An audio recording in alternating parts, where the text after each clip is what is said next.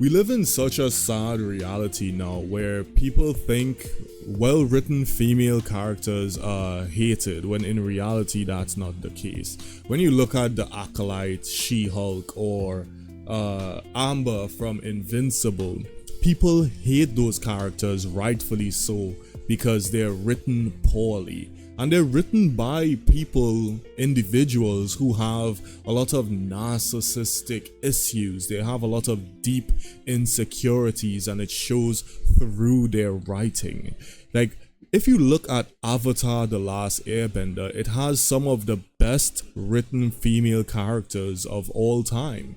You look at Toph, you look at Azula, you look at Katara, you look at these female characters who are each strong and independent in their own ways, and they don't ruin the show at all. You know, that's the thing. I think that many people, they think that people like me or any other individual who critiques the modern writing of female characters, these girl bosses, they try to paint us as misogynist woman haters. They try to make it seem like we just hate female characters in general, but that's not the case at all. We just hate the garbage writing that you are doing. There's a reason why Katara and Toph and Azula and other characters from Avatar, the original, is loved, while Korra is hated, because the way she is written is this arrogant, self-centered narcissist. She's not written in an understanding way, or a character who looks at her flaws and acknowledges the bad that she does. She's not written in that way. She's written to conveniently, what's the word I'm looking for here, apply to a certain group of people. And you see that pretty strongly by the end with the whole reveal of her and Asami's so-called hidden love. It's such a cringy way to write a character. You know, it's way too much about pushing the girl boss agenda instead of focusing on writing a good story. And I think that's where we're at right now. Like, if you even look back, I'll give you an example. This is one of the most hated moments in animated history within the past few years. You look at this moment where Mark is about to confess, and he apologizes so many times to Amber, and this is what happens. Amber. Whoa, here we go. Amber. So I'm gonna pause every now and then because I obviously don't want to get copyrighted or copyright striked or whatever. So you could see how hesitant and scared he is to admit this, because it's his secret identity. And I see a lot of people online saying that, oh, he 100% should have and admitted this a long time ago, and they try to blame him. But when you look at those people, you tend to see 5 to 6 different pronouns in their bios. You tend to see them posting the same type of feminist nonsense onto their profile or Instagram or Twitter or whatever. You know, it's like you agree or defend Amber because you're kinda just like her. You know what I mean? Everything is the man's fault, even though it's obvious in this scene she's in the wrong. But anyway, let's continue. She slams the door in his face. You know, who does that?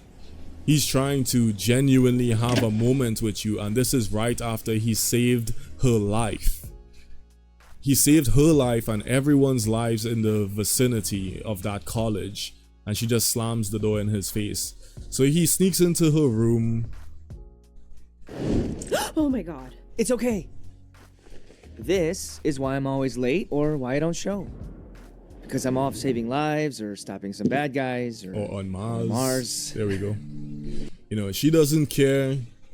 She then tells him that she found out weeks ago, which pissed off everyone, including majority of the fans. And I know people are gonna say, oh, you're going back to season 1, Amber is a lot better now. But if you really look at the show, if you really pay attention to the show and the character development, you would see that she genuinely did not reflect on her actions even once. They did not show them having a conversation about it. They showed zero growth. You can really tell that the producers of the show just told the writers, hey yo, y'all need to dial this shit back where Amber is concerned, because we're starting to see a lot of negative fucking reviews on the show and we want this to be a success. So you need to write her in a way that is less bitchy and up her own ass.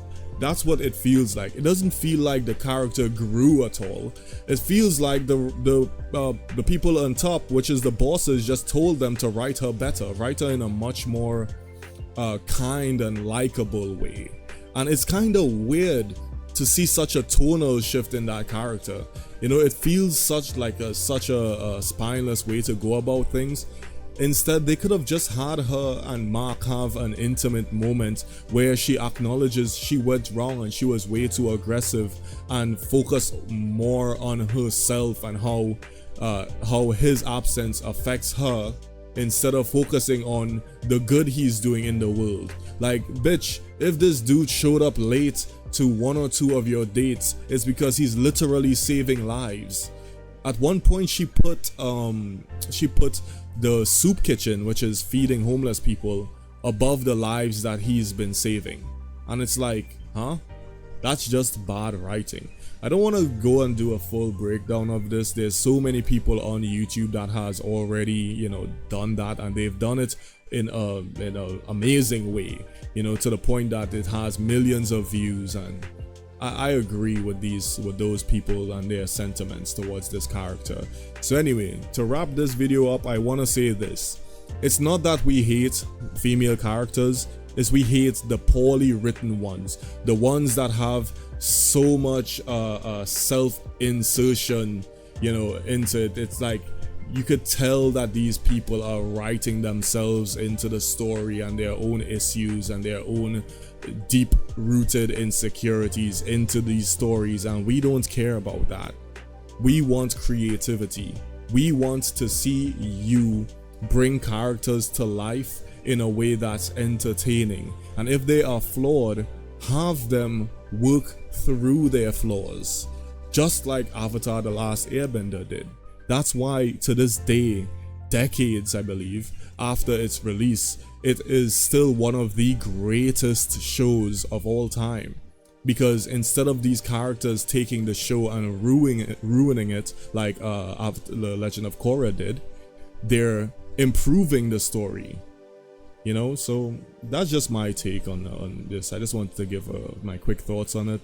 If you want to become a character in my story, it's called Ascension, and I'm trying to go for a mix between Avatar: The Last Airbender and Full Metal Alchemist in terms of story, character development, and that type of thing. So if you're into those types of stuff, go ahead and follow me on Instagram, subscribe to the channel, and if you want to become a character in the story, I will literally draw you as one of the characters. I will draw you as a character, I will put you in the story. You may not survive, that's all I'm gonna say. You may not survive. It may not be a fun time for you, but you know, it is what it is. At least you could tell your friends, hey guys, I'm actually in a comic, y'all should check it out, you know what I mean? But yeah, besides that, I'm trying to find this freaking thing. Besides that, I want everyone else to have a good rest of your day, okay? Alright, later.